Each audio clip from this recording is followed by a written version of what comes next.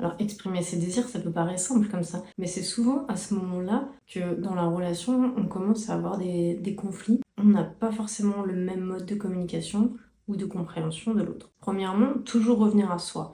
Se connecter à soi, en fait, ça permet de savoir ce qu'on veut réellement, connaître ses désirs profonds, ses besoins, ses envies, pour ensuite les communiquer à l'autre. Ensuite, on va essayer d'exprimer ça en parlant de soi, donc je ressens, j'aimerais, j'ai besoin de, j'ai l'impression que, toutes ces choses formulées à la première personne et en mettant l'accent sur les émotions, sur les ressentis, ça va éviter en fait toute une pression sur l'autre qu'on peut mettre et des attentes en fait qui seraient un peu trop pour cette personne. Et ensuite, on va exprimer son désir comme une invitation que l'autre pourra accepter ou pas. Ça ouvre en fait un espace, c'est une proposition, mais c'est pas une exigence qu'on a. Ça montre vraiment qu'on respecte son besoin et aussi l'autre personne d'avoir la liberté ou non d'assouvir entre guillemets notre désir. Et aussi dans le couple, exprimer ses désirs, c'est un acte de courage parce qu'en fait ça demande d'accepter que nos désirs ne soient pas toujours comblés. C'est aussi un acte d'amour envers soi puisque